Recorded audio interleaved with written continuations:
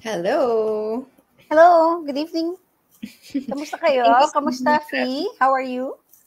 How's I'm the whole week? I'm parang naiihi ata ako ngayon. Parang masaya naman ang isang buong linggo. So, dahil balik na tayo sa Tuesday and mas okay talaga yung sked na to for me din. So, anyways, hello po sa inyong lahat. May mga nagtatanong live po ba ito? Yes, live po ito. Ayan. So, start na daw ba? Yes, start na rin po. Yes. Good evening sa inyo lahat. So, good morning, good afternoon. Kung saan man kayo naroon sa sulok ng mundo. Wini-welcome namin kayo dito ngayon sa isang episode natin sa Doctor's Desk. So, Yes, at currently, nasa part 4 na tayo ng ating yes. hypertension series. At ngayong gabi, ito yung isa sa pinaka-aabangan na topic, I think. At ito rin yung topic na laging tinatanong ng mga tao na kung meron ka daw bang high blood, pwede bang kumain ng taba. Kasi karaniwan na naririnig sa ating mga doktor, sa akin, dati, is bawal din kumain ng taba. So, I'm also guilty of that dati. Noong hindi pa ako kamulat, nang hindi ko pa binabalikan ang literature, kung anong sinasabi talaga ng science, tungkol sa cholesterol, kung ano ba ang cholesterol, at ano ba ang benefits natin na makukuha kung tayo ay kumakain ng taba, healthy fat, natural fat, at isinasama natin ito sa ating diet or sa pagkain sa araw-araw. So, Fee? Yes, wag na nating patagalin kasi baka abutin tayo ng 2 hours dito sa Yes, topic so, dito sa topic natin kasi mahaba-haba ito. Actually, oo. when we talk about cholesterol, no, hindi lang siya hypertension, pero ang ginawa na natin dito, Doc, in-inject na natin agad sa hypertension. Pero when we talk about cholesterol, buong cardiovascular disease, concerned. Kasi yun naman yung pinaka nakakatakot. Parang dalawa neurologic at saka cardiovascular. Nisip Yeah. nila kapag sila ay kakain ng cholesterol, sila ay aatakihin sa puso or magkakaroon sila ng stroke. So, ngayong gabi ay Yeah. pag-usapan natin agad. Yes. Agad-agad. Okay, And Fee, then later on, bago ka mag-start, I just want to inform them the heart attack kasi and the stroke is already a manifestation of complication. So, hindi mangyayari ang stroke at ang heart attack kung walang preparation or wala pang changes na nangyayari sa katawan. The moment na ikaw ay ma-heart attack or ang isang tao ay ma-heart attack or ma-stroke, ibig sabihin, meron ng issues doon sa blood vessels sa ugat. And that's why one of the risk factors nga or one of the criteria para mapasok ka doon sa metabolic syndrome isa is the hypertension, which is ito yung series natin. And then madidiscuss mo ngayon yung dalawa pang part na ng metabolic syndrome, which is the HDL and the triglycerides. HDL po and triglycerides. So, hindi na-mention yung iba na hindi part doon sa metabolic syndrome. That's why ito yung gusto nating stress out. And di ko na papatagalin kasi medyo mahaba to eh. So, prepare nga ako ng coffee fee para makikinig ako dito sa lecture series na to. sabi ko nga, So, hindi. I'll give the floor to you. Yes, hayaan ko siya on the background kasi para kita ko talaga yung habang matagal parang Pag-sip ko andiyan ng ka lang. coffee.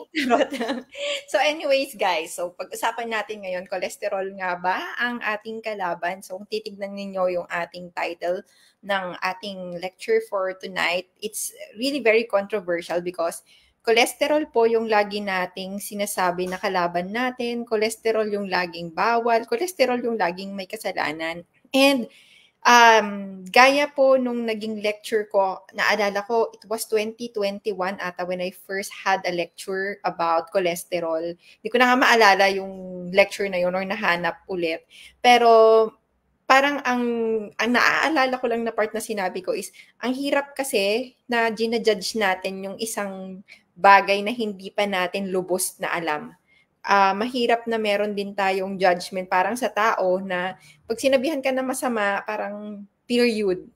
And then, hindi pa natin kinikilala. So, mas maganda na after ng lecture na to, that's the time where we can decide and ma-realize natin kung kalaban nga ba siya o hindi, masama nga ba talaga siya o hindi. So, sit back and relax para sa ganon, mas maunawaan natin. This is actually a very hard lecture, at least for me. Kasi madali siya kung kapwa mo doktor siguro or healthcare professionals yung kausap mo or i-explain mo sa kanila because kailangan siya ng mga common terminology na magkakaunawaan kayo. So the hardest part when it comes to doing a cholesterol lecture is kung paano mo siya i-convert into something na magagrasp o ma-absorb ng lay person o ng isang normal na walang masyadong background when it comes to medical field or medical information. So, gagawin natin to with the best of my ability na titignan natin kung paano ko siya maibibigay sa inyo ng maayos na pwede nyo siya kahit paanong balikan, pag-aralan ulit. At hindi kayo masyadong mahihirapang intindihin yung bawat topic. So, paalala lang, as usual, ang layunin po ng programa namin ay magbigay ng edukasyong pangkalusugan. So, hindi po kami dito nagde-diagnose ng sakit. Hindi kami nagbibigay ng management using our live and our videos. Kailangan nyo kumonsulta at dumaan sa tamang eksaminasyon para sa anumang medical conditions na meron kayo kasi kailangan yung magabayan ng tamang management. And in order for you na hindi lang maging gaya-gaya sa ginagawa ng iba, mas mainam na alam talaga ninyo yung kinoconsider sa kalusugan ninyo. Okay? At ano yung mga limitasyon na kailangan ninyo. So, paunawa, ito ay overview ng cholesterol. Hindi ito sobrang-sobrang lawak, although mahabang topic siya. Kasi kung lalaliman natin, aabutin po talaga tayo ng ilang araw. Ganun po ang cholesterol. And personally for me, kung may libro na nakahiwalay for diabetology, for example, I feel like si cholesterol isa siya sa mga underrated topic and mostly taken for granted. Kasi parang tumigil na tayo dun sa part na ay basta masama ang taba, period. Pero I think deserve din ng cholesterol magkaroon talaga kung kinakailangan ng sarili niyang libro halos para maunawaan siya ng maigi. Dahil ganun siya kahalaga, pero ganun siya na demonize. So ngayon, ang gusto natin dito ay makapagturo sa inyo ng kaalaman about cholesterol. Hindi man ganun kalalim, pero at least meron na kayong panimula na kaalaman na pwede na ninyong doon magsimula na i-expand ano man po yung mga matututunan nyo ngayong gabi. So, ano yung mga i-discuss natin ngayong gabi? Ito na yung objective natin. First, ano ang cholesterol? Saan siya nanggagaling? Ano yung function niya sa katawan natin? Ano ba yung iba't ibang cholesterol na tinatawag? Meron ba talagang mabuti at masamang cholesterol? So, may good and bad ba talaga na tinatawag? And cholesterol ba talaga ang cause ng stroke at ng heart attack? So, lahat yan, i-compress natin ngayong gabi. So, ganun siya kasiksig, lig at nag-uumapaw. So, let us start. Ano ba ang cholesterol? So, kung titignan ninyo, no? Wow, chemistry. So, basically, kung titignan ninyo tong cholesterol structure, it's just another organic compound. And kabilang po ang cholesterol sa steroid family. And isa lamang po itong organic compound na makikita lamang sa animal kingdom. So, basically, may iba po kasing sterol sa plant kingdom, yung phytosterol na tinatawag. So, ang cholesterol, ito ay naibibigay lamang at matatagpuan sa animal kingdom. And we belong to the animal kingdom. Okay? So, yung species natin ay meron ding cholesterol. And ito ay hangos sa salitang Grego na chole at stereos, meaning bile at saka solid. And yung all sa huli, di ba, cholesterol, yung all is the alcohol. So, meron siyang naka-attach na alcohol. So, steroid alcohol, parang ganon. So, basically, yun lang ang cholesterol. It's just that. So, bakit natin siya kailangan pag-aralan, basically? Because it's a very, very important organic compound inside our body. So, saan nanggagaling ang cholesterol? Yan naman ang next nating pag-uusapan. At I'm sure na mas higit na katanungan ng marami sa inyo ay saan natin nakukuha yung cholesterol na meron tayo sa katawan natin. Okay? Yung meron tayo sa katawan natin, saan ba talaga siya nanggagaling? So, titignan nyo dito, 25% na cholesterol na nasa ating katawan ay nakukuha natin sa pagkain. Alright, ganun lang kaonte. So, sa total na cholesterol ng katawan natin, 25% lamang po yung nanggagaling sa food. But, saan galing yung 75%? 75% ng cholesterol sa katawan natin ay gawa mismo sa loob ng katawan natin. At ito yung alam ko na medyo surprising, no, sa mga makikinig ngayong gabi. Dahil all this time, iniisip natin na kapag kumain tayo ng taba, tataas yung cholesterol natin. In fact, it's just 25% that comes from the food that we eat. Ganon kababa. 20% ng ginagawa sa loob ng katawan natin ay galing sa ating atay. At 80% naman po ay ginagawa ng bawat cell sa ating katawan na may nucleus. Meaning lahat. Sa muscle natin, yung utak natin, yung brain cells natin, lahat except yung ating pula ng dugo, the red blood cell, because wala siyang nucleus. Kaya, kung titignan ninyo, ganun pala kalaki, ginagawa naman pala natin siya sa loob. So what does it mean? Then, if we eat less fat, our body will make more. And if we eat more, then our body will make lesser. Lesser but not less. Why? Because napaka-importante ng cholesterol, kaya nga, yung katawan mismo natin gumagawa ng sarili niyang cholesterol. Ganun siya ka-importante. So, kahit nasabihin natin na kumakain tayo ng taba, mostly, katawan talaga natin yung bumubuo. Another thing pa na need nyo na maunawaan ay ang ibang taba na galing sa bituka natin. Kasi, mostly, galing din sa bituka. Hindi po yun galing sa food. But it is from the bile. Kasi diba, nagsisecrete tayo, naglalabas tayo ng bile galing sa gallbladder. Pero, galing sa bile, meron din pong cholesterol na kasama yon. And, nire-reabsorb lang po yun ng bituka natin. So, meaning, hindi pa nga ho galing talaga sa food yung iba, kundi galing din dun sa bile na nire-reabsorb ng ating bituka kung tayo ay kulang sa taba or kulang tayo ng cholesterol na needed ng ating katawan or kulang din tayo ng fat intake. So, ano nga ba ang function ng cholesterol sa katawan natin? So, basically, madami kasing function ang cholesterol sa katawan natin. First, we have to talk about the cells. The cell itself. Yung cell natin, di ba, meron siyang envelope. So, may outer coating ang cell natin. And yung outer coating ng bawat cell natin sa katawan acts as, number one, communication between each other. So, bawat isang cell nagko-communicate sila through the cell membrane o yung tinatawag na envelope or yung coating na yon. At the same time, yung pagpasok po ng iba't ibang compounds dun sa loob ng cell, whether it is nutrients or enzymes na kailangan for processing energy or for anything na kailangan mo for gene formation, for DNA. Bago siya makapasok doon, kailangan niyang dumaan, of course, dun sa coating. So, ano yung composition ng coating o envelope ng cell natin? It is actually made of, most of it is cholesterol.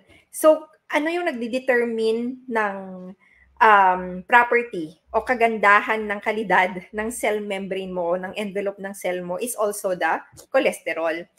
Another thing that you need to understand, our brain is actually 23% of the body's cholesterol. So, halos made up of cholesterol ang brain. And you have to know na yung cholesterol, hindi siya easily nagpa-pass through dun sa tinatawag na blood-brain barrier. So, mahirap sa kanya na mag-pass through doon. That's the reason why even our brain is actually creating its own cholesterol. Gumagawa siya ng sarili niyang cholesterol. At ang bilis ng pag-travel ng information, for example, yung information from the brain is also determined by cholesterol. Bakit? Kasi 'di ba, parang linya yan ng kuryente, may mga kawad yan.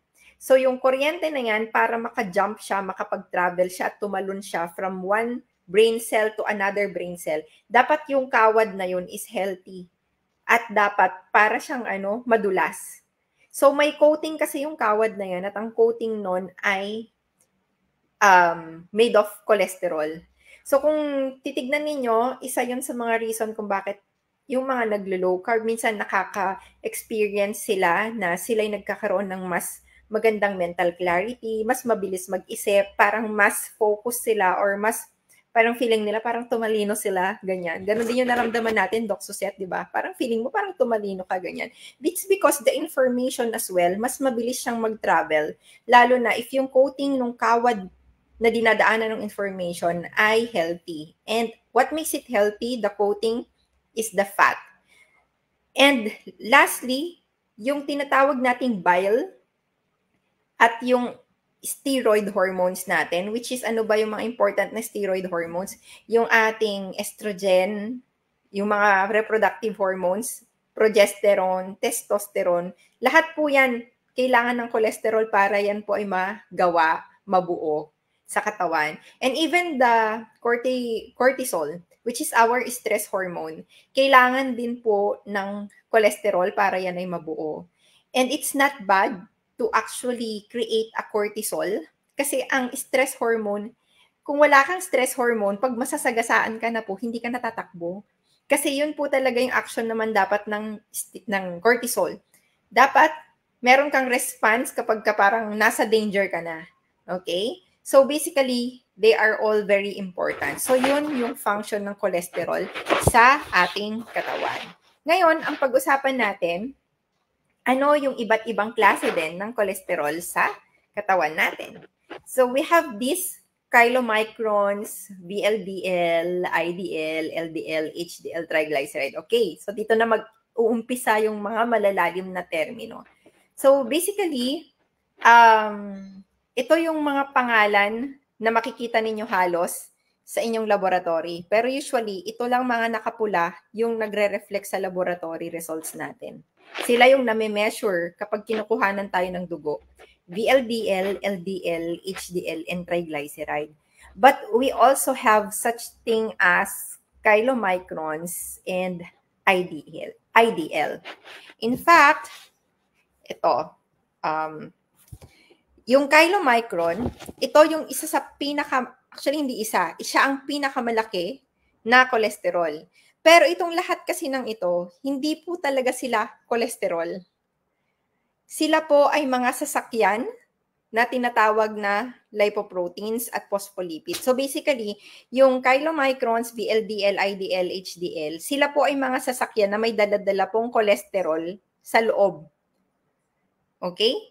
Sinisilid nila yung cholesterol dun sa loob para i-travel po yun sa ugat. Kaya mapapansin ninyo pag meron kayong mga laboratory results, may nakalagay doon LDLC, HDLC. So basically, they are the lipoproteins and phospholipid na kung saan sa loob may nakasilid po na cholesterol. May bit-bit sila na cholesterol. Sasakyan lamang po sila. Iba-iba din po sila ng biyahe. Iba-iba rin po sila ng function. So para hindi po kayo malito tungkol dito sa cholesterol at ma-imagine nyo, ano ba pinagsasabi ni Doc na nakasilid, naka-envelope, nakasakay, manghirap namang i-imagine nun.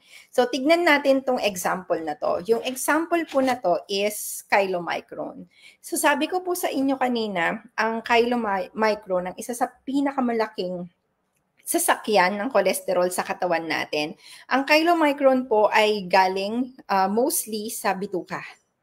Okay? So kapag kumain ka, yung fat na nakukuha ng katawan mula sa pagkain na pumapasok sa iyong bituka, sinisilid po ng chylomicron yung fat na yon dun sa loob. So may bit-bit po siya na cholesterol. So ngayon, nakikita nyo po dito na meron po akong tinuturo. Ito po yung tinatawag ko na envelope.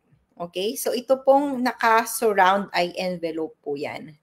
Okay? So ito pong mga pula, yan yung sinasabi ko na lipoprotein.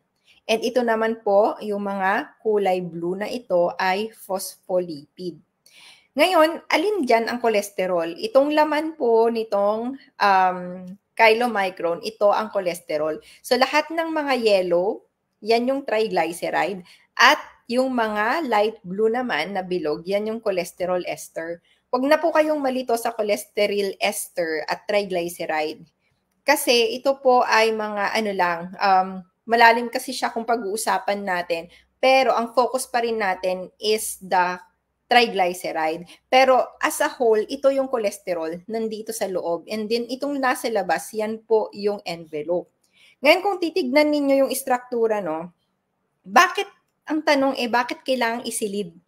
Bakit, Dok, kailangan ng cholesterol na sumakay sa lipoprotein? Ang lipoprotein po kasi, kaya siya tinawag na lipoprotein, kasi yung lipo is lipid and protein is protina. So it is actually a lipid protein component.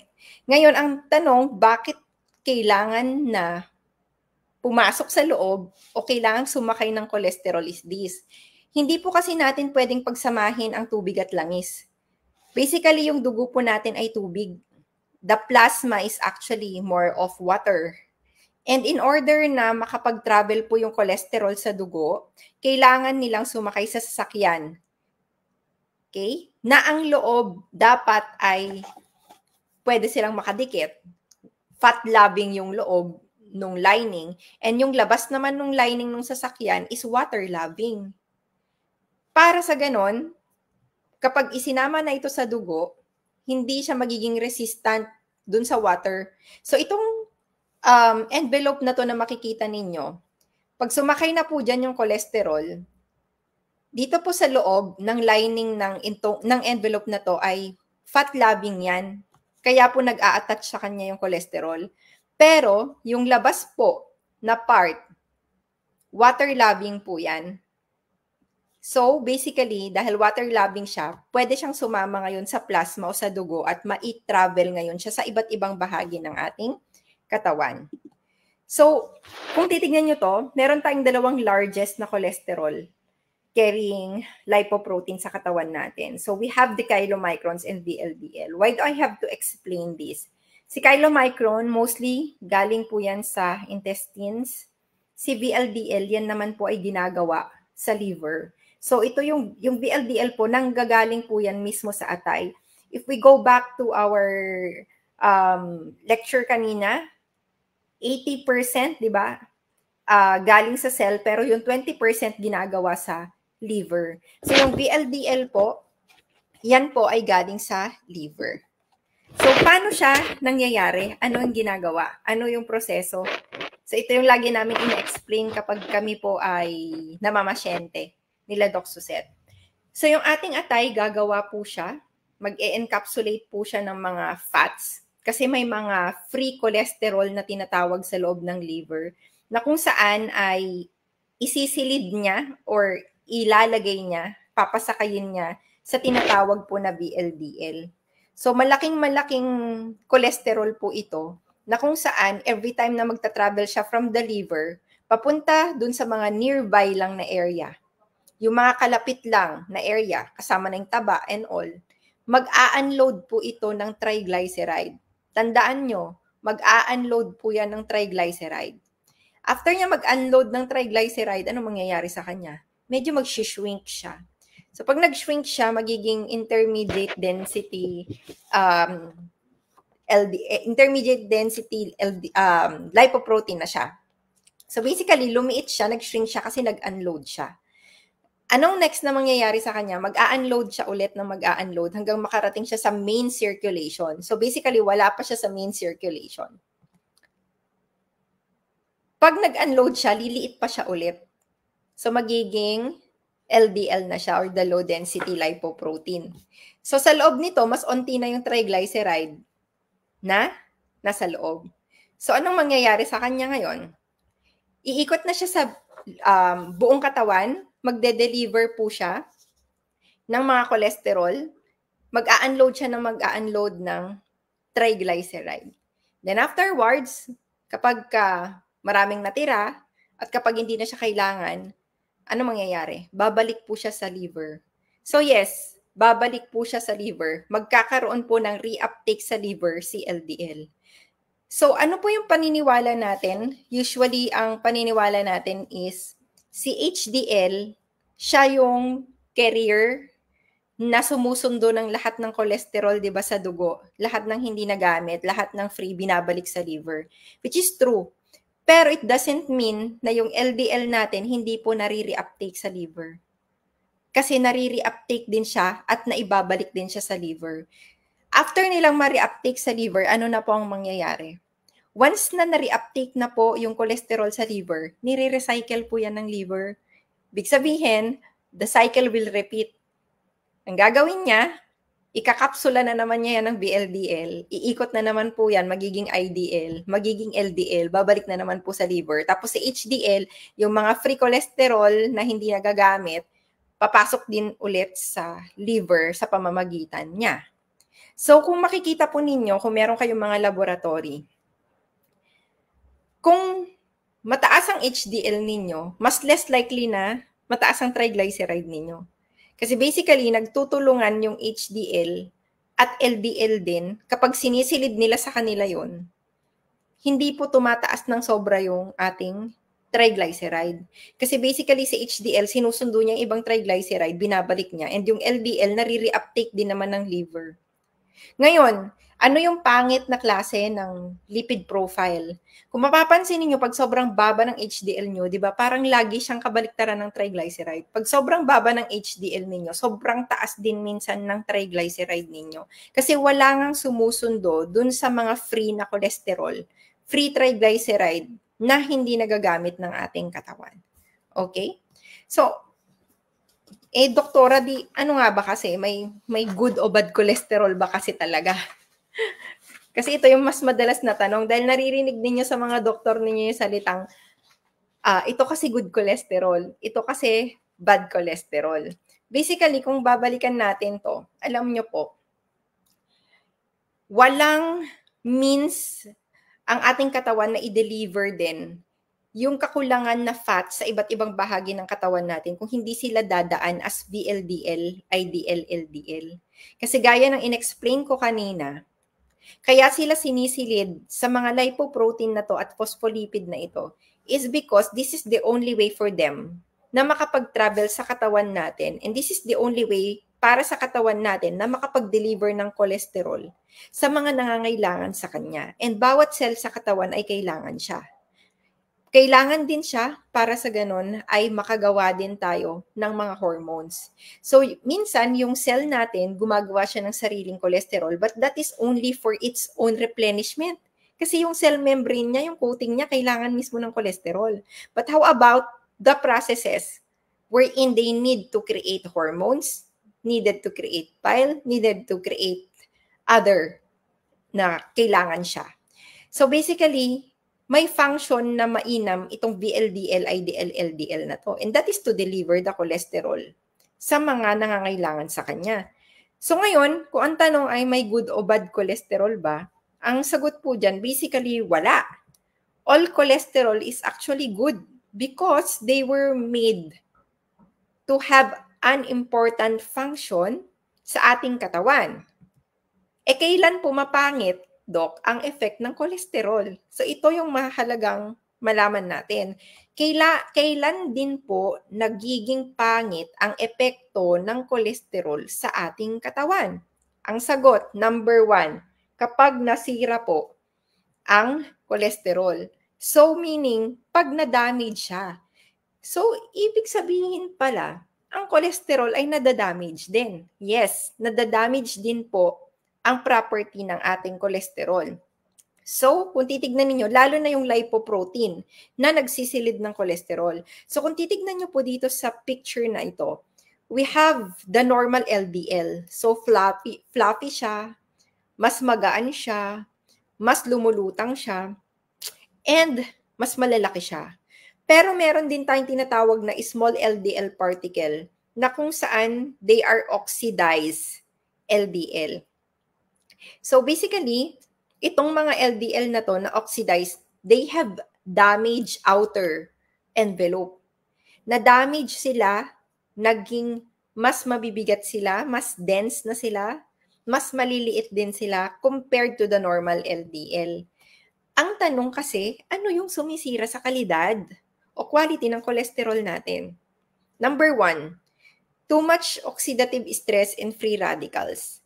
When we talk about oxidative stress and free radicals, oxidative stress physiologically is normal kasi kailangan mo yan para mag-create ka ng energy. Oxidative stress actually helps our body to create energy, and free radicals are the product ng paggawa ng enerhiya ng katawan. However, meron kasi tayong mga state ng katawan natin where we have too much oxidative stress and free radicals.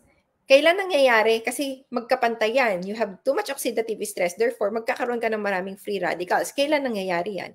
When you have too much stress, too high cortisol, lagi kang exposed sa any type of stress, whether it is physical stress, mental stress, or emotional stress, na wala kang maayos na way on how to adapt it. Wala ka ring stress management na ginagawa. Wala kang any activities that could lessen it down.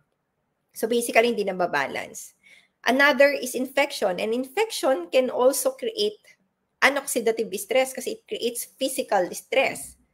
So kapag ka may infection sa katawan, nagkakaroon din tayo ng possibility na masira yung mismong cholesterol natin. Another, pag sobrang taas po ng blood sugar. Kasi pag mataas po yung blood sugar, nagiging glycated din, nakukoat ng sugar yung ating LDL. And ang nangyayari sa kanya, nasisira siya, nadadamage siya. And of course, insulin resistant. So, yung mga mabibigat na LDL, itong mga pula na to, ang pangit sa kanya, kapag na-damage na siya, sila na yung mas mabilis na sumilid or pumasok doon sa sira ng mga ugat at mag-cause ng pagbabara. Ang pangit lang din, yung measurement natin sa lipid profile na ginagawa natin, hindi na may measure doon kung normal yung LDL mo o damage. Ang mini-measure lang doon ay yung konsentrasyon ng LDL. Hindi nakikita doon kung ano yung particle size at hindi rin nakikita doon yung particle count. So kung LDL concentration lang kasing pagbabasihan mo, may mga LDL result na ang result ay ang baba ng concentration, pero yun pala, puro maliliit na damage na LDL. Kumpara dun sa iba na ang tataas ng result nila, pero mga malalaki pala. And meron pang isang case na yung LDL nila mataas, yung particle nila madami. So, nagke-create siya ng worry kasi parang, bakit ang dami ng particle? So, masama din ba? Pero yung ratio ng oxidized versus non-oxidized LDL ay maganda. Meaning, sobrang onti nung small LDL particle in comparison din dun sa mga hindi damaged na LDL. So, ang tanong, magwo-worry ka ba doon? Alam naman natin na hindi mag-i-impose ng masama kung normal naman yung LDL mo at hindi siya damage. So next, we look at this diagram and this image. This is our happy liver. Happy liver means a normal liver, healthy liver. So si healthy liver natin, meron kasi yung receptor. Natatandaan nyo, sinabi ko kanina, si LDL po ay nare-reuptake din sa liver. So pag na-reuptake po si LDL sa liver, it's either i-recycle po yung cholesterol na laman nito or gawin po siyang bile at ilabas po sa bile. Yes, pag may excess po tayong cholesterol, napakatalino ng katawan natin. Nilalabas po niya yun dapat sa bile. Yung bile po na yan yung laman ng inyong apdo. Yan yung kapag nanigas, nagiging kristal, nagiging bato. Ngayon, para mailabas po siya ng katawan yung sobrang cholesterol, kailangan pumiga ng inyong apdo para mailabas siya sa intestine at maitain nyo yung excess na cholesterol. The problem nowadays, di ba, takot kayo kumain ng taba. Para pumiga ang gallbladder, ano ba ang magti-trigger sa kanya para mag-contract? Hindi ba't taba?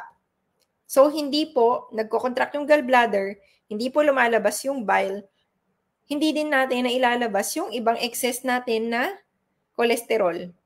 So, ngayon, itong happy liver natin, meron siyang magnet. Basically, pag may excess na LDL, i-reuptake siya ng liver. Ang problema, meron kang damage na LDL, meron ka ding healthy na LDL. Itong mga magnet or receptor na to kung saan papasok yung LDL, siya ay nakaka-detect lang ng normal na LDL. Hindi niya nadidetect yung tinatawag natin na mga damaged LDL. Hindi nag-a-attach sa kanya. So ngayon, pag na-reuptake na po siya sa liver, kahit pa po mababa yung LDL ninyo sa result ng lipid profile ninyo, how will you know na yun ay mga healthy o oxidized o damaged na LDL? Because basically, pwedeng nagre-reuptake ka ng LDL sa liver, ang natitira pala, tuwang-tuwa ka pang baba ng LDL mo, yun pala, yung mga natira na sa dugo mo, yung mga damage na rin pala na LDL. So, kailan din ulit pumapangit ang effect ng cholesterol? Kanina sabi natin, pumapangit yung kanyang epekto sa katawan kung siya ay nadadamage at nasisira. Next, pumapangit din syempre ang kanyang epekto kapag bumara na siya sa ugat. Okay? Ngayon, ang tanong ay, kahit pa kasi i-measure natin yung cholesterol, hindi nito maipapakita sa atin kung saan yung final destination ng cholesterol. So, magbabara ba siya o hindi? That is actually the question. Anong sitwasyon na magbabara ang cholesterol mo? Sure ka ba na kapag mataas ang LDL mo sa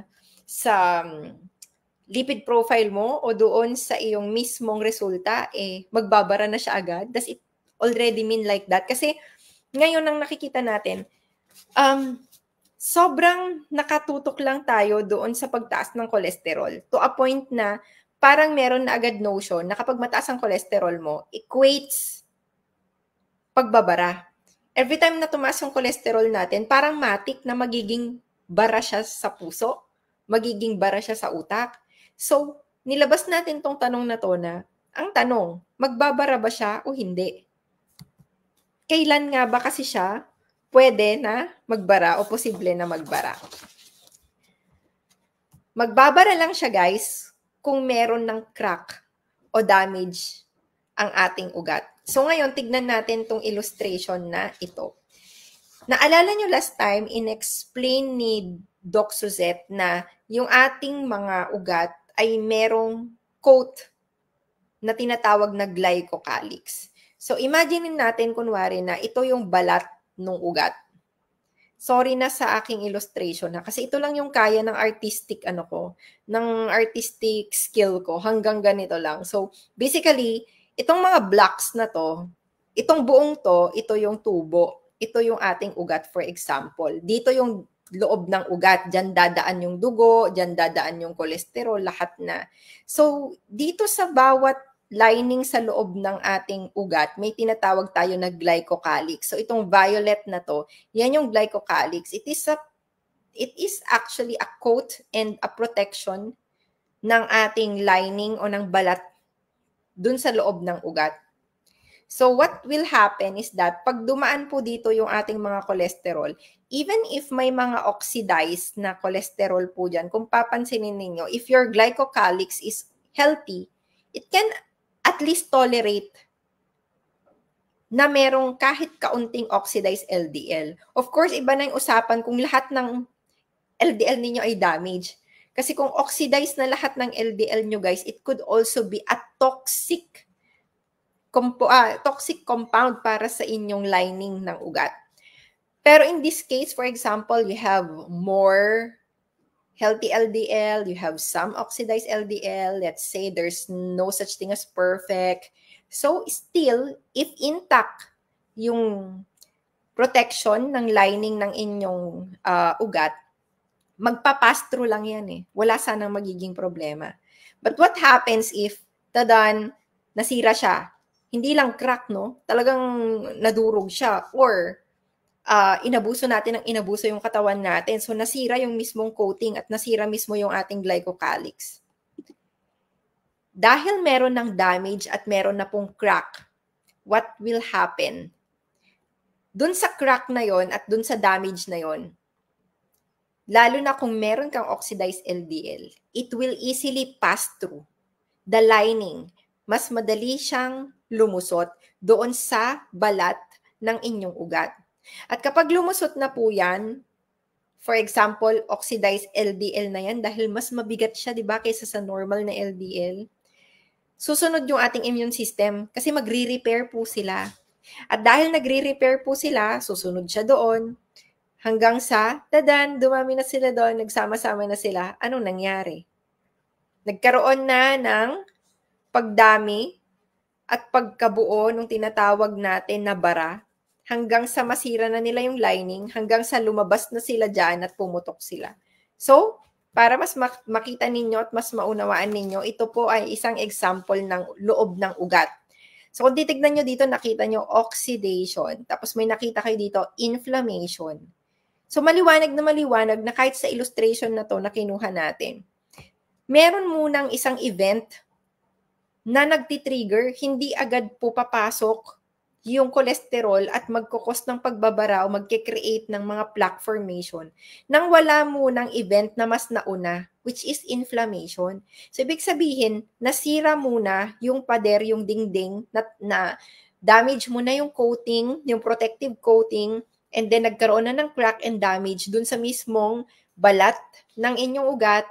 At dahil dyan, nagkaroon na ng pagpasok sa loob ng inyong LDL, immune system cells, at iba-iba pa. So, basically, tutuloy-tuloy lang siya.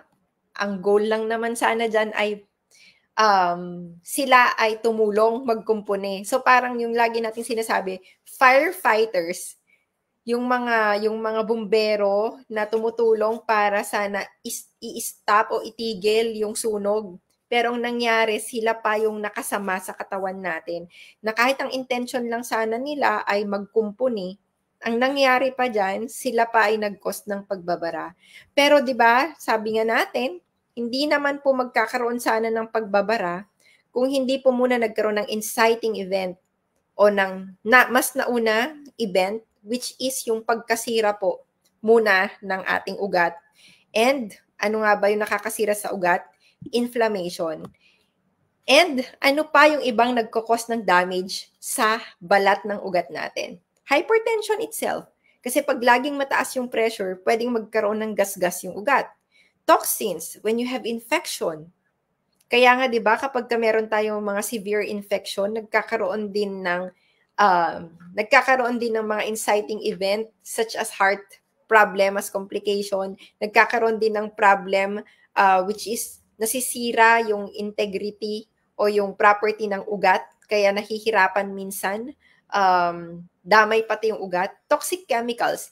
For example, guys, hindi lahat ng nagsisigarilyo ay magkakaroon ng lung cancer. That I know for sure. Pero mostly ng mga nagsisigarilyo will still end up having a different degree and severity of vascular problem. Whether magkaroon sila ng problem, for example, deep venous thrombosis, yung tinatawag din na yung ugat natin parang namamaga, hindi makasupply ng maayos ng dugo. Basically, it's because of the chemical that we inhale dun sa sigarilyo na humahalo mismo sa dugo na nagiging toxic din dun sa ugat. And another is hyperglycemia. So imagine niyo, no, hyperglycemia itself and insulin resistance, parang siya talaga yung isa sa pinaka kalaban mo kasi dalawa agad yung effect niya. First, if you have hyperglycemia, sisirain niya at ida-damage niya yung kalidad ng iyong cholesterol. And at the same time, magke-create din siya ng pamamaga sa ugat, sisirain niya yung coating, magkakaroon ng damage. So, mas pro-thrombotic siya. When we say pro-thrombotic, mas nagiging favorable ngayon yung environment sa katawan mo para bumuo ka lalo ng pagbabara sa ugat. So, ngayon, ano yung dapat na i-focus natin? Ang focus dapat natin, i-target mo yung factors na nakakasira ng cholesterol mo. And at the same time, i-target mo yung factor na nakakasira din ng blood vessel mo. So, cholesterol ba ang sanhi ng heart attack at stroke? It's up to you to answer kung yun nga ba sa tingin ninyo ang sanhi ng heart attack at stroke. Siya ba yung pinaka-main reason kung bakit tayo nagkakaroon ng heart attack and stroke? So that is the question now na gusto kong iwan sa inyo at gusto ko na mas pagnilay-nilayan ninyo. And we are open now for clarification, question and answer para sa ganon kahit paano, since we still have like 15 minutes or so para lang doon sa mga bagay na hindi nyo naintindihan. So Doc Suzette, any additional information that you may add?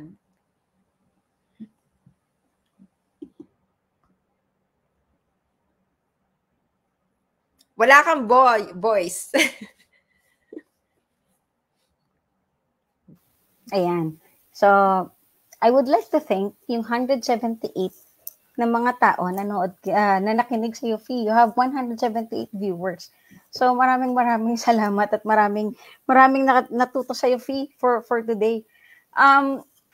So, if pinakinggan niyo from the first na explanation ni Fi hanggang doon sa dulo, ayaw niyang sagutin yung last question niya, no? Andaya. So, bigla tayong pinag-isip lahat kung ano ba talaga. Pero actually this is the thing. Ang misnomer kasi yung pagbabara ng ugat. Kapag kasi sinabi kasi nating may bara, it's parang yung tubo may pinasok doon sa loob.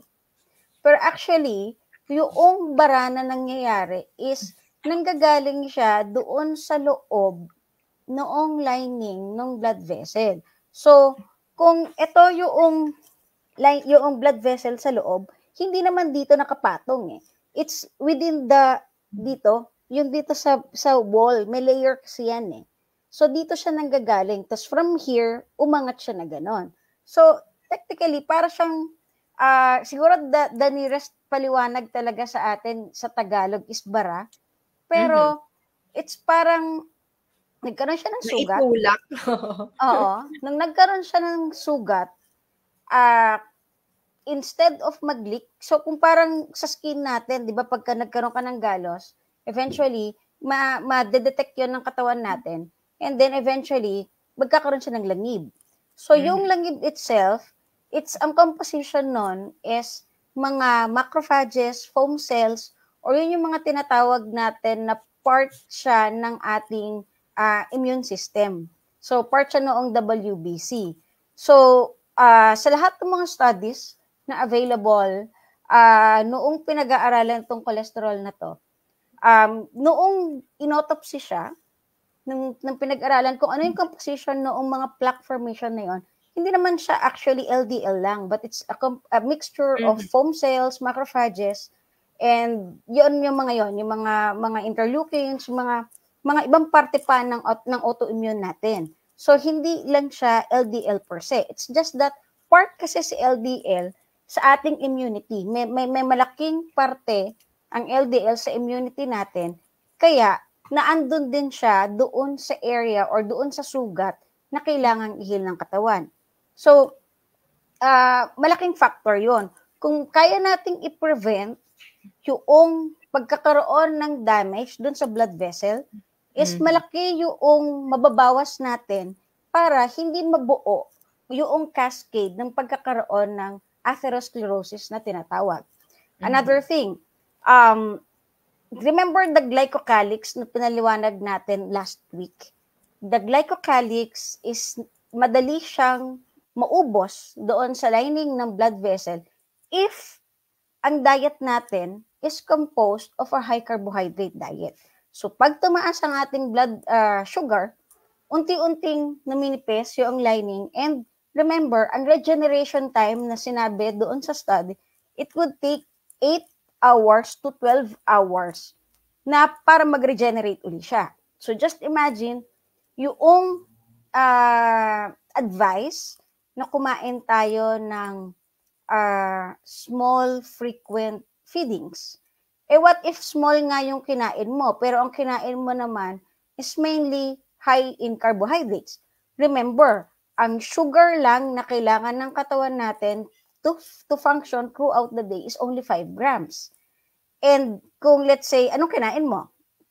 Hindi ko masabi. So, kung isang pares lang ng bread, that's around 30 grams na kaagad, which is excess na. And anything in excess doon sa 5 grams would elicit insulin response sa katawan natin kasi tumaas yung blood sugar eh.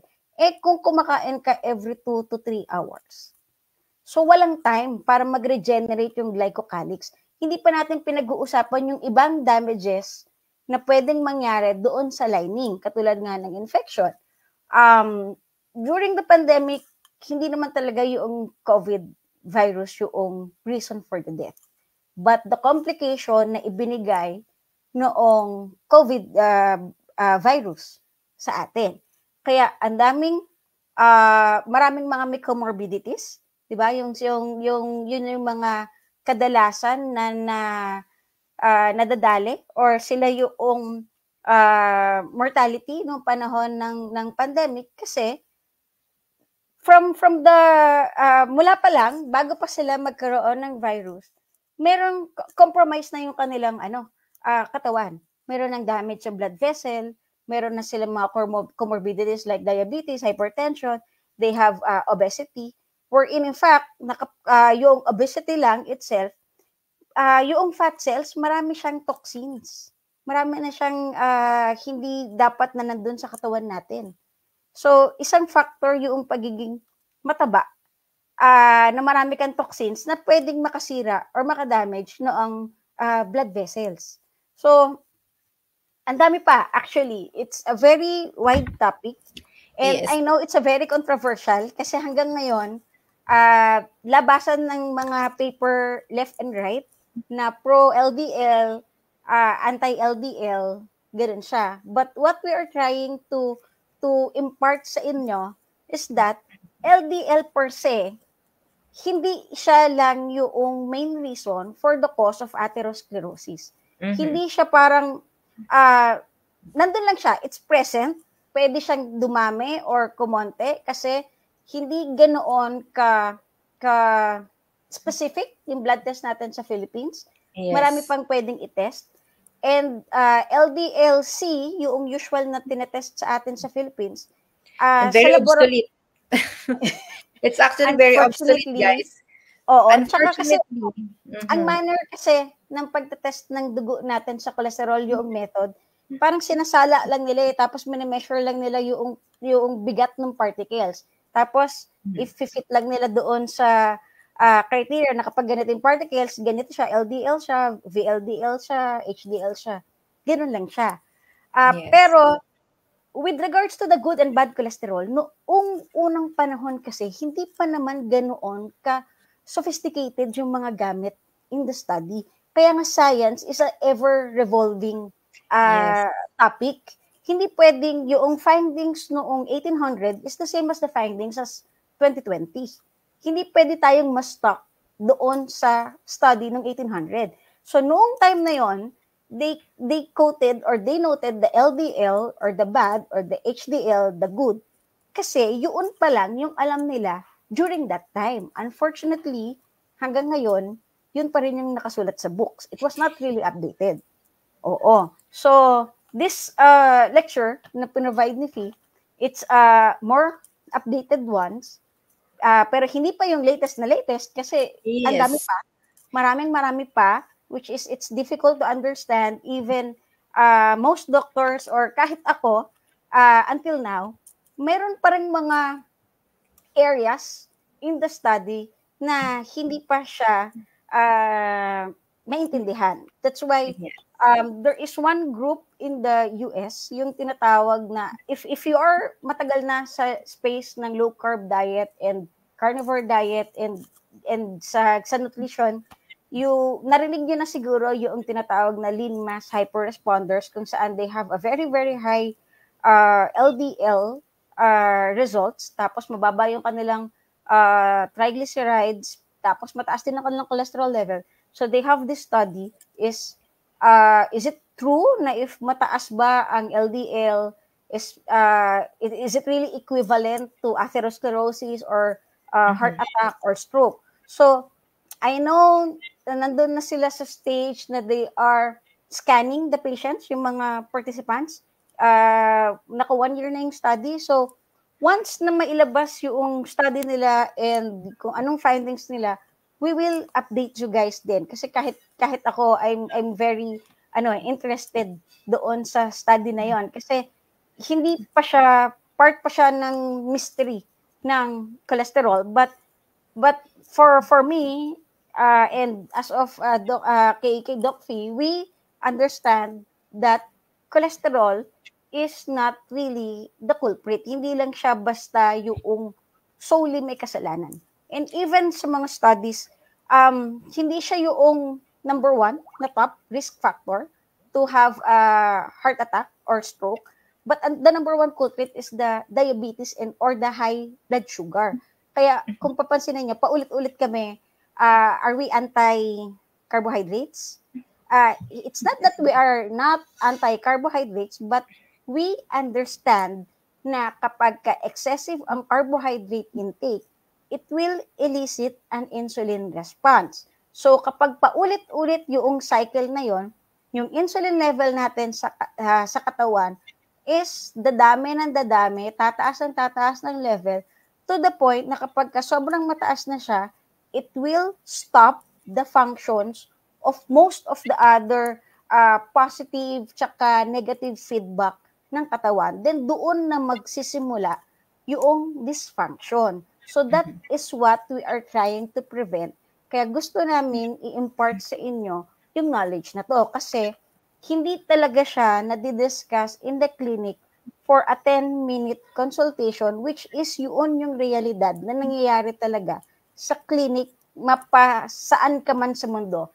Even in the Philippines, even here, kung saan ako nagpa-practice, even sa mga friends and colleagues ko sa US or sa UK, ang target time or allotted time lang talaga sa patients is nasa roughly around 5 to 10 minutes lang. Yes. So it's very difficult to explain all of these things sa ganun lang ka short span of time. Yes. And basically, yun yung isa sa mga kaya sometimes kasi parang we become so stuck sa cholesterol. Like for example, si cholesterol kasi for me, Doc, is a victim. I say it is a victim kasi there are also circumstances na hindi rin naman niya gustong masira siya. To honestly tell you, malaki ang tulong ni LDL sa immune system natin at sa immune processes natin. Because there are scientists also that studies the lipoprotein and phospholipid. And they found out na yung phospholipid part has actually the antioxidant effect on it. However, when the oxidative stress, yung sinasabi ko nga na kanina na oxidative stress, the free radicals, the reactive oxygen species, and everything, even the immune system natin is mas mataas yon than the ability of the LDL. Pwede talaga siya na masira. So how much more kung hindi healthy yung inyong LDL? That's the reason why also we emphasize on, kung nagtataka kayo, bakit namin in-emphasize din yung intake ng saturated fat, which is from the natural sources. Kasi I also believe that not all fats are created equal. So even though it is saturated fat, when it is refined is still refined. It will not be the same as when you get it from a natural source. Same is true with yung pinag-aawayan lagi, which is the unsaturated fats, for example. Not all unsaturated fats are also created equal because anything that is ultra-processed, refined, and from seed oils, for example, on how they were processed, can actually affect the quality of your cholesterol inside the body then. Because kahit sabihin natin our body is actually creating our own cholesterol, it matters kasi sabi nila, pag hinaluan mo daw ang kamatis ng isang bulok na kamatis, nasisira yon. There are cascades of damages that can arise even if we say na siguro 25% lang naman comes from the food, for example. Pero kapag hinaluan mo ng sirang cholesterol yung katawan mo, of course, what will happen next, you might not know. Because basically, some of your physicians will not care about inciting events na instead of looking for other parameters na pwedeng tignan such as kung meron ka bang inflammatory processes na ongoing, may diabetes ka ba, insulin resistance. Pag nakita na si cholesterol, it's like, yahoo! I know the answer. Bibigay na ako agad ng gamot because everything is dahil sa cholesterol. It's like a eureka. Mataas cholesterol mo, all right. Parang tapos na yung 5 minutes. At least pwede na ako magbigay ng gamot. You can leave the office. That's just like that. But ako, every time we see patient na mataas ang cholesterol, you study. May inflammatory processes. What is your lifestyle? What is your insulin resistance condition? Okay ba? Kumusta ang iyong blood sugar? Kumusta lahat? Kailangan mong makita kung lahat ba yun ay present sa pasyente mo. Lalong-lalo na, hindi po uso sa atin yung gaya ng ginagawa sa abroad. Yun kasi, meron silang availability ng mas matataas na klase ng laboratory. And I don't think na kahit kasi siya maging available sa Pilipinas, makaka-afford lahat. 'Di ba, Doc Suzette? Kasi mahirap.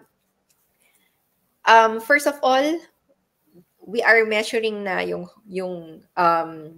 NMR, which is the sizes of the particle, of the LDL particle.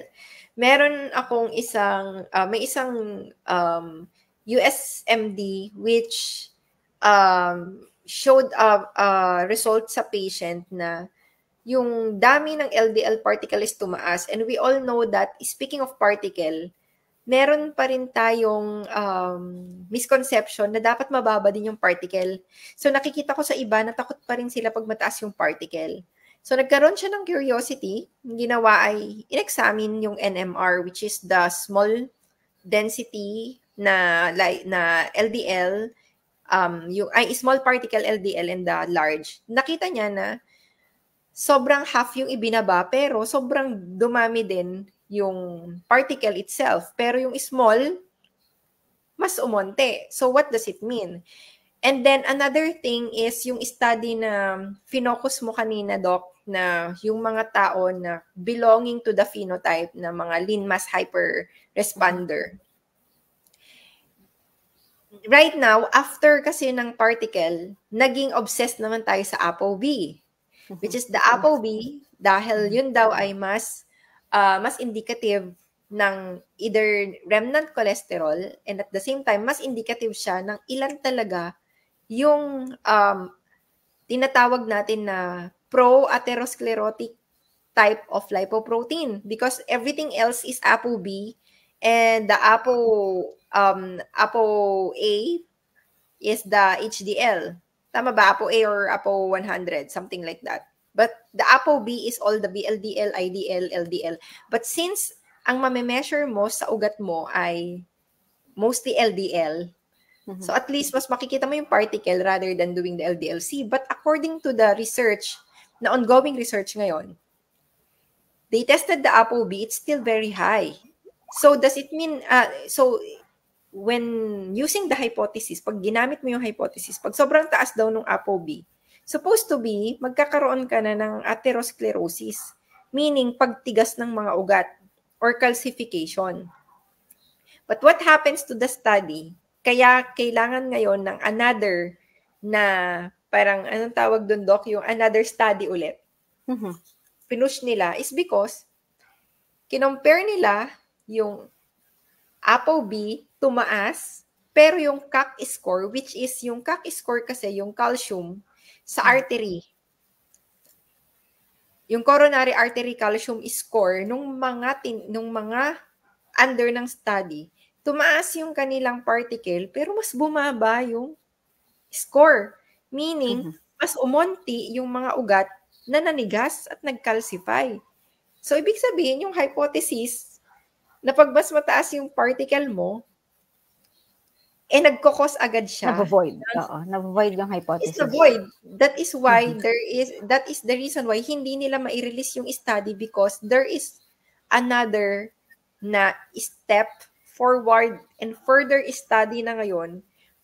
Kasi bakit ganon? We all believe that it will be parang unhealthy. Yun yung isa sa mga reason kung bakit sinasabi natin na nobody knows the final destination of your LDL. Mataas ang LDL mo, kung saan siya mapupunta, sino ba sa atin ang makakapagsabi? What we know for now, and I'm saying for now, kasi ito pa lang yung knowledge na meron tayo, nagpro-progress. But at the moment, what we know for now is that the determinant of the final destination of your LDL lies on the inciting event that could be a good environment para magkaroon ng pagbabara na tinatawag. So meaning, yung final destination, kung nakakita ka ng mataas na LDL, wala naman talagang doktor-doc na makakapagsabi na magkakaroon ka ng pagbabara, stroke. May patient ako actually. Kanina, I actually told her, kasi nakitaan daw siya ng problem sa heart, but the LDL is just 77. The LDL is just 77. And sabi ko sa kanya, everything is okay according to your physician. Your LDL is 77, your HDL is 32, your triglyceride is just 60 plus. According to the guideline namin as a physician na ginagamit namin, that kind of cholesterol is very, very okay. Pero how come you still have a heart problem? Have you not asked yourself, if your cholesterol is okay, how come I'm still sick and I'm still having a heart problem? Na ang sabi is pagbabara. So, ang ini-imply ko is that kahit 77 yung concentration lang ng LDL mo, kung lahat yun sira, plus meron ka pang damage dun sa mismong ugat mo, kahit yun lang yung nakita ng doktor mo, pwedeng lahat yun mag-incite ng thrombotic event, or lahat yun ay maging bara sa ugat mo. Kahit naman mataas, kung lahat ng parameters mo maganda, for example, wala kang inflammation, na-correct mo na insulin resistance mo, wala ka ng lipotoxicity, which yung lipotoxicity na yan, next time natin yan pag-uusapan dahil malawak din yan, because we have a belief that lipotoxicity is because of eating fats. No, that's wrong. Lipotoxicity is not because of eating fat. That is because of the obesity. And obesity is not just because you eat fat. So matagal na topic din ang lipotoxicity. So if you don't have lipotoxicity, you have normal BMI, and not only BMI, but yung visceral fat based also on your abdominal girth. Wala ka na ng mga yan. You're good. You're better. You're better than someone who just watches the cholesterol.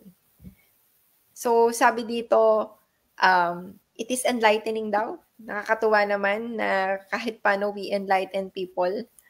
Thank you so much for appreciating the lecture, kasi mahirap din talaga siya i-lecture. Yes, and also, lastly, you have to understand, dyslipidemia na tinatawag, kapag sinabi ng doktor mo na meron kang cholesterol problem, meron kang dyslipidemia. Dyslipidemia kasi is kapag mataas yung triglyceride mo, mataas yung LDL mo, may mga criteria yan para masabi mong dyslipidemic. Kasi pag dyslipidemic, parang ang daming parameters, pati total cholesterol, LDL triglyceride na pangit. Ngayon, ganito, paano kung mataas ang total cholesterol mo, mataas yung LDL mo, mataas din HDL mo, mababa triglyceride mo? Meron kaming tinatawag na dalawang klase ng dyslipidemia. Yung isa is atherosclerotic dyslipidemia. Pag sinabi mong atherosclerotic dyslipidemia, yun yung proportion ng iyong cholesterol na pag nakita mo yung proportion na yon, mas likely yon na mag-cause ng problem sa'yo. At ano yung proportion na yon? If you have high LDL but very, very low HDL and very, very high na triglyceride. Mhm. Ngayon, ano naman yung isang klase ng dyslipidemia na tinatawag na okay lang siya at hindi siya nakakatakot if you have high LDL but you also have high HDL and low triglyceride. So, yan yung tatandaan ninyo. Last time, tinuro ni Doc Suset kung paano mag-compute ng triglyceride HDL ratio. Gamitin nyo yun para alam nyo kung insulin resistant picture ba kayo o hindi. Gamitin nyo lahat ng mga natututunan nyo dito para mas maging aware kayo kung nasan na kayo when it comes to your condition. Okay? So, there is no such thing as good or bad cholesterol. But there is a bad proportion of cholesterol. There is certainly a bad environment for that cholesterol. So, ganyan For talaga. me kasi Fee, kasi from the start, yung lipid heart hypothesis is flawed. Flawed So, na. yeah, from the very start, it's flawed. Kaya yung mga sumunod doon sa series of events regarding the cholesterol, even yung mga sumunod na na guidelines na they set, it is already flawed na. Kasi hindi naman na walang proof. Hindi sila labas ng proof na it's really the LDL cholesterol has siya yung culprit or siya yung talagang ituturo mo kaagad. Hindi. Yes. Kasi actually, even before, the episodes or the incidents ng heart attack, hindi naman lahat ay nagtuturo na mataas ang LDL level or mababa ang LDL level. It's a 50-50. Pwede kang may mga heart attack na they had heart attack and stroke, pero noong tinignan ang lipid profile, mababa ang LDL. Kasi doon na fixate yung mga doctors, doon lagi yung tinitignan nila without checking yung ibang parameters. Pero kung titignan yung mga ibang studies, ang number one talaga sa list is the blood sugar, diabetes, and then the second on the list is hypertension. And kung titignan mo, hypertension and diabetes, which is, ito na yung dalawang na-discuss natin on our episodes, parehas sila ng root cause, which is insulin resistance. So, the thing here is some low-carb doctors or practitioners, they are just telling that lipid profile is just an indicator and hindi na nakakatulong on their decision making kapag ka nag-manage sila sa patients. It's just indicator na okay, sige, ganyan lang yung level ng cholesterol mo, ganyan yung level ng LDL mo and triglycerides. Hindi na sila nagpo-focus doon. What they focus on is how is the insulin level ng patient, how is the blood sugar of the patient, how is the blood pressure, kamusta ang waist circumference. Diniscuss natin last week, di ba? Pinakamura na para makita mo kung ikaw ay metabolically healthy or kamusta ang status ng metabolic health mo is measure mo lang yung waistline mo. So, tapos at the same time, i-measure mo na rin yung height mo. Kapag ka nakita mo yung height mo is kalahati ng height mo, lagpas yung waistline mo, dun sa kalahati ng height mo, kailangan mo nang may gawin. Wala ka pa man nararamdaman, pero once na makita mo na ang waistline mo ay lagpas sa kalahati ng height mo, it is already an indication that you are already insulin resistant. At hindi ka pupunta sa state na insulin resistant kung hindi tumataas ang blood sugar level mo. It's just so happen na kapag tinest mo ang iyong blood sugar, normal siya or mababa kasi kaya pa ng katawan mo na ipababa yung iyong blood sugar. Nakakapag-produce pa siya ng excess insulin para pababain ang blood sugar. But hindi naman natetest kasi ang insulin level, which is it's very expensive in the Philippines at hindi lahat ng mga laboratories merong insulin test na ino-offer. And I have a bad experience din. Nag-request ako for a lab for insulin. Hindi ko alam, ayaw yata kumita ng lab. Sabi, bakit mo kailangan pa-test yung insulin mo? Parang, may request man, bakit ayaw mong gawin? so, hindi ko alam. Kailangan ko. So, that is, I hope it's an isolated case na kapag may request ka na hawak, sana i-test nila. But, pinakamura na hindi kailangan gumastos, just check yung waistline mo. Kasi, marami namang mga tao na hindi sila tabain, pero they have belly, na malaki ang tiyan, or tinatawag nila na beer belly, na parang manginginom na yung laki ng tiyan. So, ibig sabihin, nag-accumulate ka na ng visceral fats. And alam naman natin, kapag nakapag-accumulate ka na ng visceral fats, parang sa obesity, yung mga fats na yan, meron yung mga laman sa loob na toxic sa katawan. Andiyan na yung mga oxidative stress, andiyan yung mga AGE na tinatawag. So, they can cause something bad sa katawan. So, yun lang. The moment na kuha na kayo ng tape measure dyan sa bahay nyo, you measure your waistline. So, it's an eye-opener na kapag ka nakita ninyo na lagpas na yan sa height ninyo ng kalahati, wag na kayong maghintay pa. Unfortunately, sa Philippines, kailangan nating gumastos for laboratories. Hindi lahat free. Or kung gusto nyo man ng free, kailangan nyo munang pumila sa mga local health centers or sa hospitals, which is hindi kompleto. Napakahaba ng pila, kailangan nyo gumising ng maaga. So, at least man lang, mayroon tayong tinatawag na 40-year-old screening na ginagawa sa mga 40 years old and above just to check the blood test for mga pre-existing medical conditions. Pero I think the 40 years old na screening is dapat ibaba na dahil sa dami na ng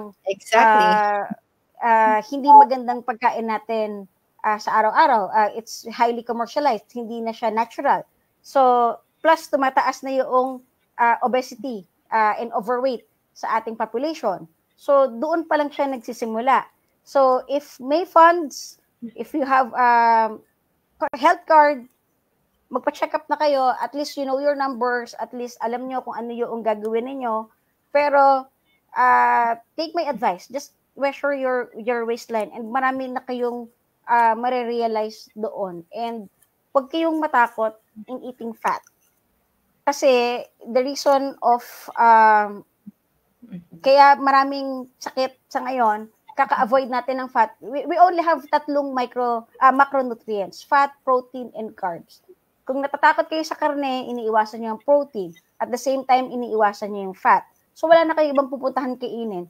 Kung hindi, carbohydrates na lang. At kung gano'n naman ang gagawin ninyo, ginugutom ninyo yung katawan ninyo sa nourishment.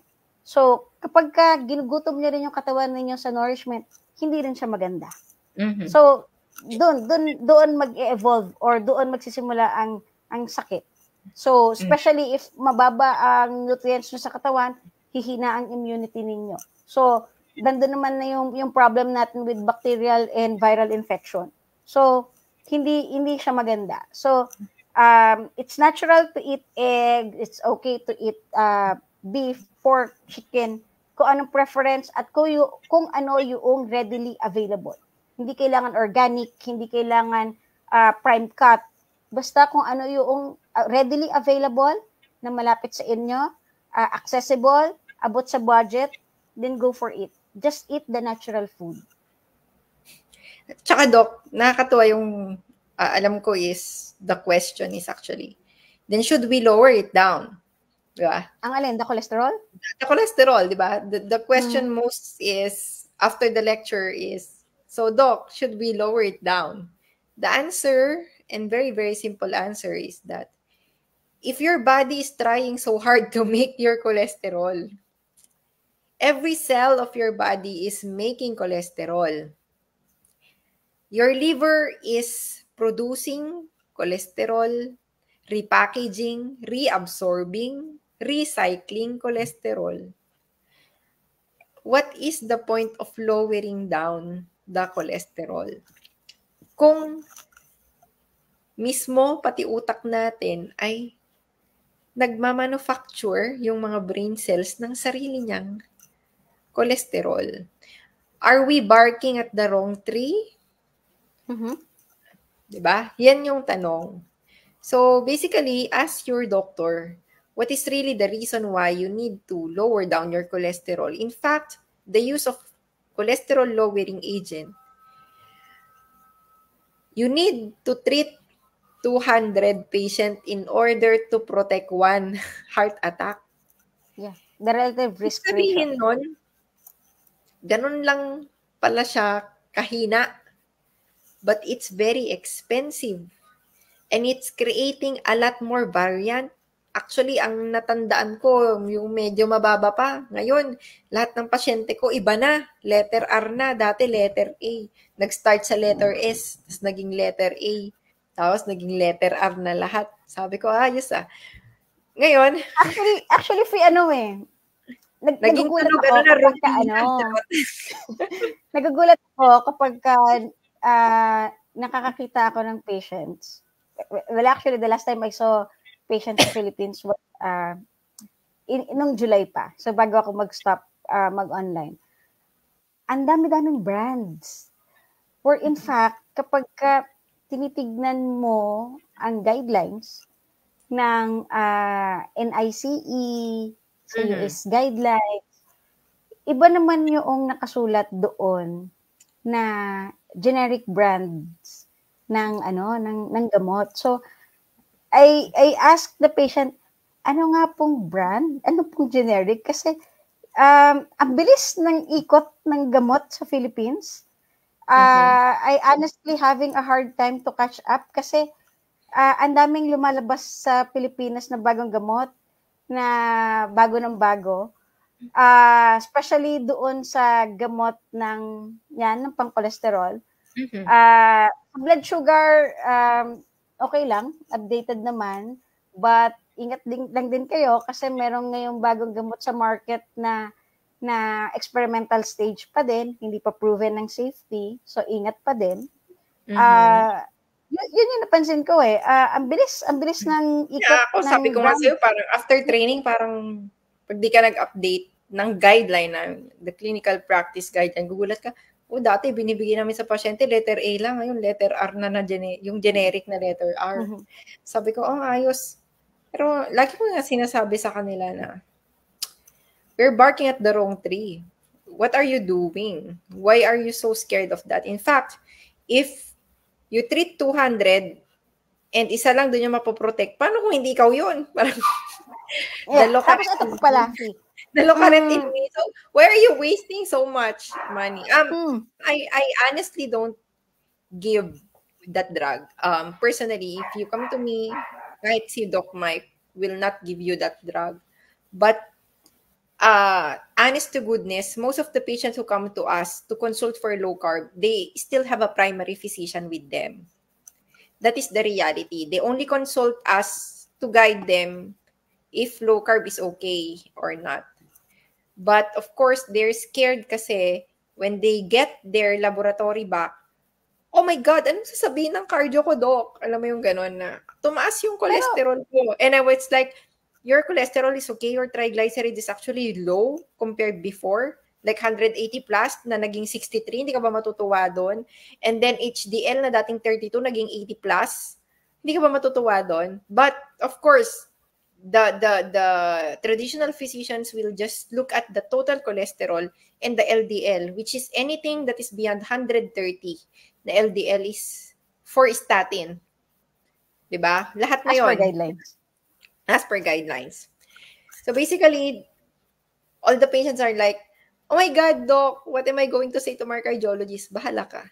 Because I'm not your Pero, primary physician. pero No, ito pa yung because isang basically, reminder. I'm already explaining to you Mm-mm. that for me, as a low-carb physician, as someone who studied cholesterol as well, or someone who nag-deepen, kumbaga, ng pag-aaral pa sa cholesterol, not just as part of the heart or hypertension or so, who came to understand more about cholesterol, your your your result is okay because I saw even the improvement in the HbA1c and the uric Mhm. acid. Mhm. And lahat gumanda. Even your actually yung kondisyon mo, kalagayan mo sa sarili mo, alam mong gumanda. So now, sabi ko nga, lahat ng pumupunta sa amin, may mga primary physicians yan.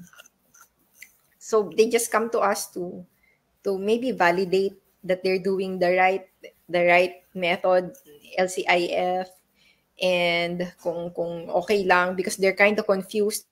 They have 2 to 3 doctors telling them to do lowering parang medication ng cholesterol, and I was the only doctor who keeps telling them, you don't need, but it's up to you. Because, the peace of mind of the patient, I will not decide for them. I will give them always the explanation. Lagi kong sasabihin sa kanila yung part ko, pero not to impose them na ito ang gawin mo. Because basically, if you trust me enough, that's enough for you to choose the management. But if you don't trust me enough, trust kasi is a big word, charot. Trust is a Ay, big word. Trust is something talaga Sarah, you ikaw ba build. yan? Yeah, trust is a big word, Sarah Geronimo. So basic, oy, alam niya. I'm surprised. Anyways, yon. So, basically, sabi ko na talaga same feather, same birds. So, basically, kung nalilito ka, I think, kung saan ka mas panatag. Kasi kunwari, susundin mo ako tapos hindi ka panatag sa akin. Hindi ka panatag. Ayoko ng gano'n. Pero hindi ko ihahalt yung information na yun sa'yo. So, most of my patients, hindi ko talaga sila binibigyan ng Ito lang low. masasabi ko, Fee. If they are given a medicine, kung ano man yan, just always ask, ano ang side effect? Mhm. Yes. Yun lang. Ano ang side effect? Kasi, with the medication na hindi mo binibigay, marami siyang side effect. So, is the target benefit will outweighs the risk? Then, it's for the patient to decide. Kasi, it's Yes. all about, informed consent. So, Yes. kung sinabi sa'yo ng doctor mo na this will be the benefit and this will be the side effect, and then ano ang, at the back of your mind, since na-mention mo naman na kanina, you need to give 200 patients ng gamot na yon, tapos isa lang yung makakaligtas.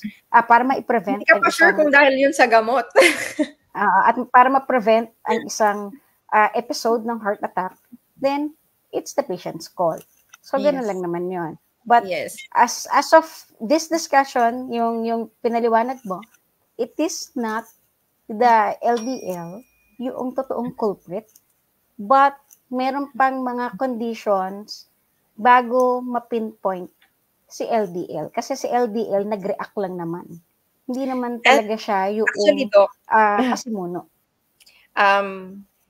to tell you honestly, guys, as well, if we do the lipid profile, every time you have monitoring, pwede nyo kasing dayain yung low-carb diary ninyo when you pass the low-carb diary sa amin. Pero hindi nyo madadaya yung result ninyo pag nakita kong mababa yung HDL, mataas ang triglyceride, tsaka mataas yung uric acid. Alam ko kung anong ginawa nyo sa mga nakaraang 3 buwan ng buhay ninyo.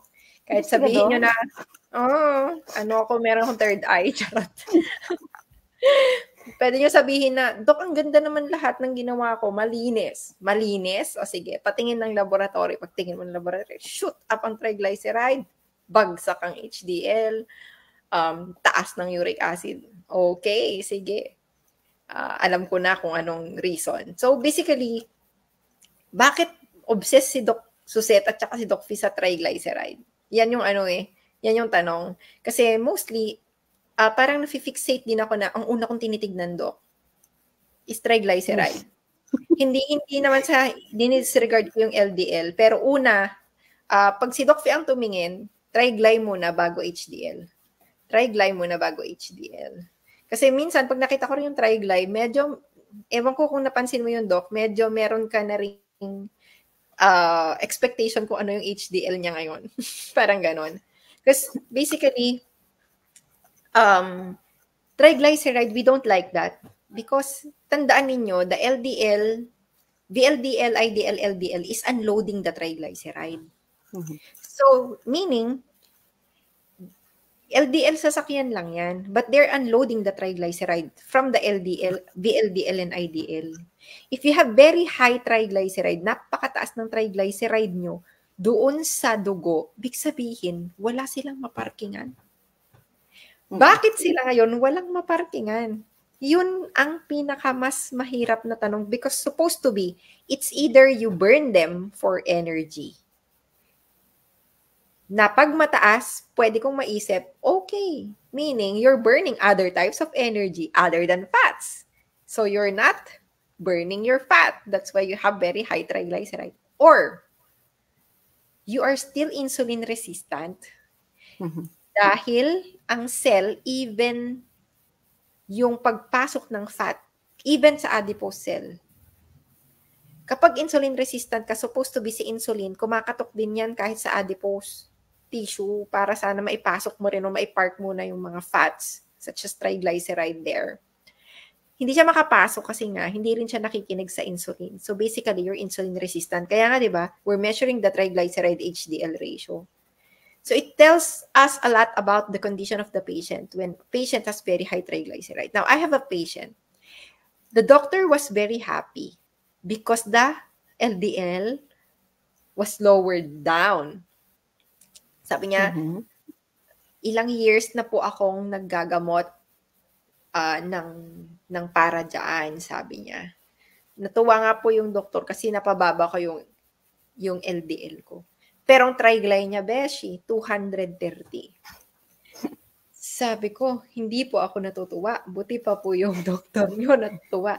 Dahil ako po hindi natutuwa. Dahil the problem with lipid-lowering drug, they only lower down the LDL, but it will not lower down your triglyceride. I'm so sorry, but the only management for lowering down triglyceride is through diet and through lowering down or improving insulin resistance and through burning the fat. Because you cannot lower it down if you are not using it. That's the case. Problem solved. So, that's the problem. We are too...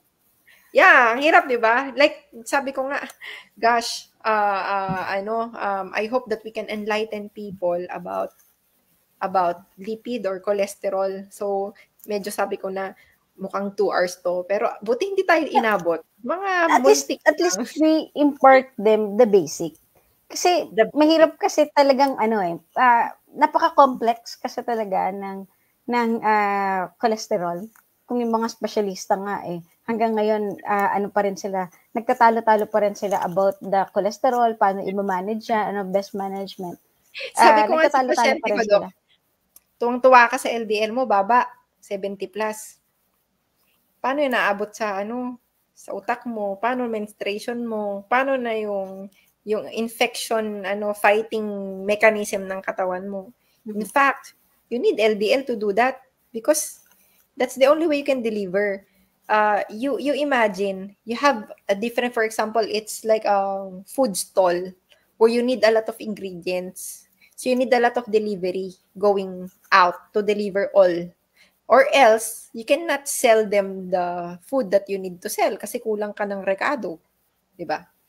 So, ganun din yung LDL mo. Paano ka ngayon gagawa ng progesterone? Tapos nagtataka ka, hindi ka na nagme-mens. Paano ka gagawa ng ganito, ng ganyan? So, basically, hindi siya nakakatuwa because if you understand kung ano yung function ng LDL, maintindihan mo na ang trabaho lang naman sana niya ay mag-deliver. Delivery lang talaga siya. Ano de-deliver? Paano ka magde-deliver? Tapos magtataka ka, bakit parang makakalimutin ka na? Magtataka ka din, bakit parang ang hirap mo nang kunin minsan, parang may naisip ka pero hindi mo maipalabas. So that explains everything. Personally, in my practice right now, di ba sabi ko sa'yo, Doc, kapag nafe-feel ko na sobrang puro protein ako at kulang ako sa fat, I know because there will be a change in my menstrual cycle. Because basically, if you are in a reproductive age, more so when you are in the menopausal age, kailangan mo ng fat. Kailangan mo ng fat because the fat requirement for female is even different from male. From males, yeah. Males can actually do higher protein or more protein, but female cannot survive without high fat in their diet. Because I tried and there is a difference in my menstrual cycle. Because basically, the estrogen, progesterone, and other is kailangan mo talaga ng fat. Parent nila is cholesterol kasi. Even naman ang hypertension, kailangan din nila ng cholesterol because of the aldosterone. Yes. Kasi yun yung parent eh. The cholesterol is the raw material. So, papabain mo ang cholesterol per se, makukulangan talaga ng raw material for this these mga processes at the same time, raw material para doon sa final output ng hormone. Yes. And sabi ko pa kay Mike, do you think I have to tawag dito, teach also the lipid lowering agent, for example? Hindi, pag-usapan nyo na lang. O diba, very very supportive. Hindi, pag-usapan nyo na lang. Because alam ko papasok talaga yung lipid lowering because that's always the question na parang, paano yun? Binigyan ako ng lipid lowering. What am I going to do with that? So, ask muna the doctor kung bakit kung bakit ka binigyan at kung ano ang side effect, ano ang benefits. Then, you as a patient decide. But you cannot ask that for 10 minutes. But you have the right to ask it. Diba? Because you cannot write that for 10. Di ba bago naman lumabas sa clinic, sasabihin naman ni Doc, maliwanag ba? Meron ka pa bang tanong? Then, that's the time you ask the question. Maliwanag ba next? Charot. Diba? So there you make a time na magtatanong ka sa doctor mo kasi ganoon naman talaga dapat. Yes. So yun lang guys. Alam ko super saturated ang ating topic ngayon pero ganun talaga kailangan nating pag-usapan kasi di na nga sila nag-react eh. Yeah, wala na nga silang actually Doc, walang reaction. Naghahanap ako reaction, di ko alam kung naloka na din ba sila, naloka-loka na din ba sila sa topic natin. Pero basically, dapat nga may sariling topic ang cholesterol, dapat nakahiwalay na topic talaga ang cholesterol.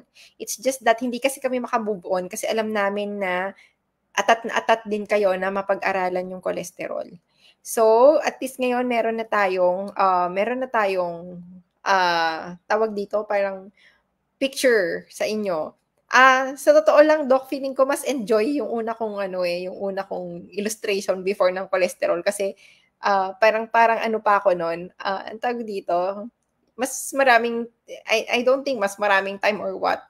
Pero may mga jeep pa yun jeep, may bus, gano'n. Yung tipong, ito yung biyahe Quiapo, ito yung biyahe pa uwi, parang gano'n. Na parang, pag wala kang kahit kasi madami yung sasakyan mo papunta dun sa work, kung marami rin naman yung sasakyan mo pa uwi, parang ganun pa, So, basically, halos ganun lang din yun. Ganun lang din yung explanation namin. So, I hope guys na marami kayong natutunan.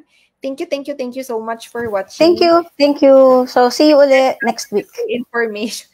Speechless po kasi full of information. Yes. So, sorry na din kasi hindi talaga namin, tinry kong iklian or tinry ko din na i-congest. Pero, para kasing parang hindi mo makukuha yung context kung iiklian pa ng sobra. So, ang payo ko sa inyo, balikan nyo na lang. Like, kung gusto nyo pa siyang mas matutunan o ma-digest, balikan nyo lang. Okay? So, yun lang. Thank you so much for watching us and thank you so much for supporting us. Please share this video. Please share like and follow us. Yes. Thank you so much. We are increasing our followers as well. That's a good thing because ibig sabihin mas dadami yung reach din namin kasi sa algorithm ni Facebook, you need to have a lot of follower and share para sa ganun mas maraming nakakapanood kasi it's kind of like naano ata siya parang yung reach niya para mapanood kaunti lang pag kaunti yung followers. So yun ang alam ko. But for all people na naka-follow sa amin or kaka-follow lang sa amin, remember that we have previous videos. You can go back to them. Hindi pa naman kami nagtatampo para i-erase yun. Pero tignan natin, pag nagtampo kami, i-erase namin yun isa-isa. Charot lang. So, basically, nandun lang yun. Nakaipon lang. And pwede niyong balik-balikan. Okay? So, yun lang po. Thank you so much, everyone. Thank you for watching. Bye. Thank you for watching. Bye-bye.